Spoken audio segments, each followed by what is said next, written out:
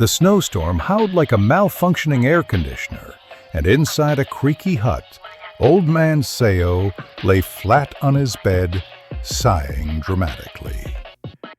"Ah, yes," he groaned. "I, an earthling, an inhabitant of a civilized world, am about to be taken out by a runny nose. Wonderful." His lips trembled.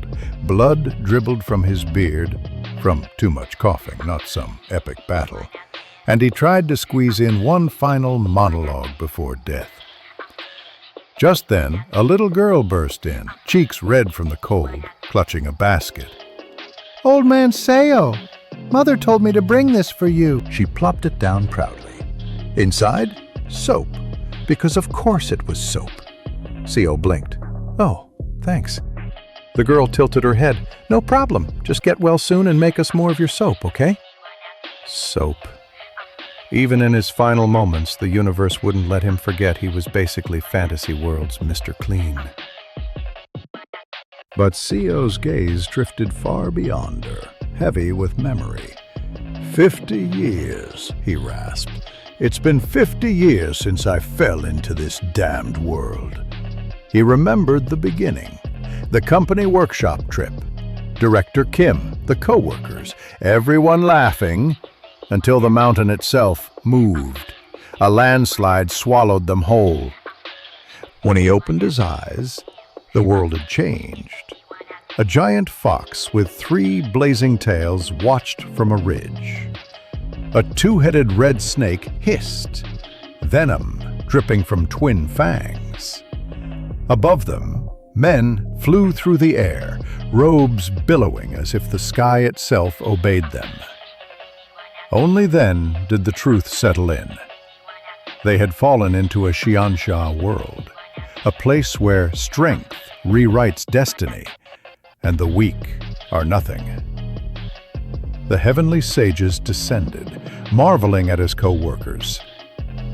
Mythical talents, they called them, rare affinities. One by one, his colleagues were carried into the heavens.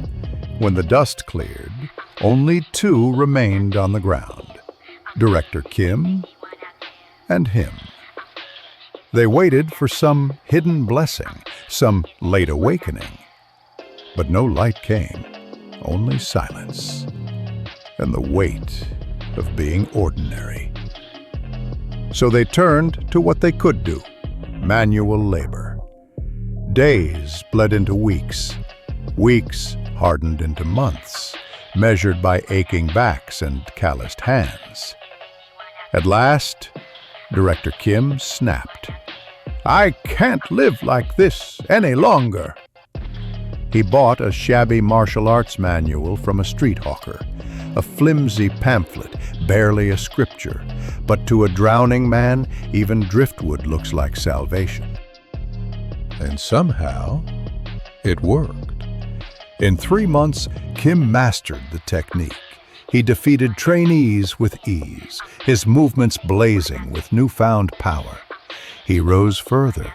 Wearing golden robes, he looked out over imperial palaces. He worked for the nation, learned stronger martial arts, became a warrior of renown. And then he left for the Jianghu, left his friend behind. The old man remained in the dirt, shovel in hand, building houses while Kim soared into legend, leaving me behind. Still, he prayed for a miracle. Could something special happen to me as well? A brilliant starburst lit his imagination, but nothing ever came. His hands trembled in the dark. But until the end, nothing happened to me at all. 50 years passed, and now he was only an old man dying of the common cold. Coughing blood, he whispered, "I am from Earth." "I've tried my hardest to live," he remembered again. The language he'd learned, the house he had built, the land he had tilled. He even discovered soap making, turning lye into bars that became a marvel in this medieval land.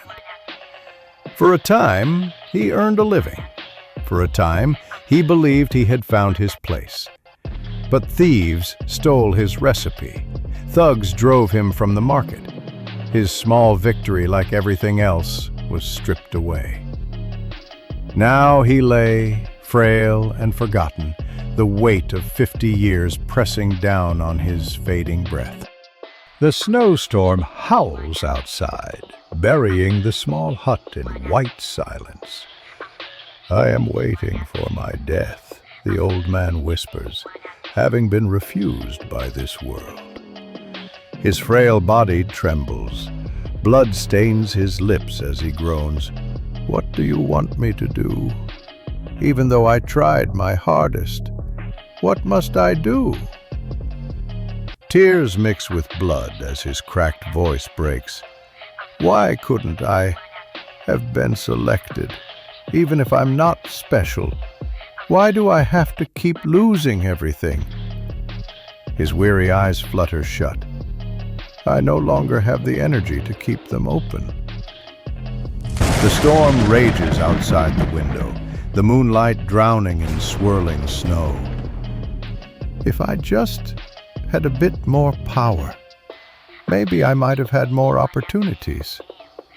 His last breath trails into the darkness. Opportunities. And then silence. That was how I died. Like, subscribe, share, and let us know if you want us to finish the story in the comment. Trust me, it's really interesting.